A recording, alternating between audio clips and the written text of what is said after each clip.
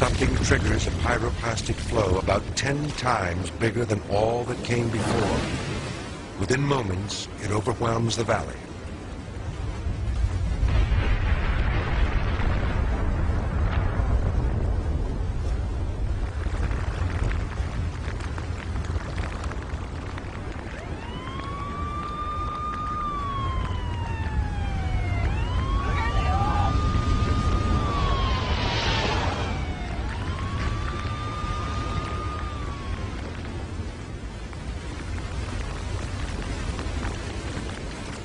By the time a TV camera in the village records this scene, Maurice, Katya, and 41 others are dead.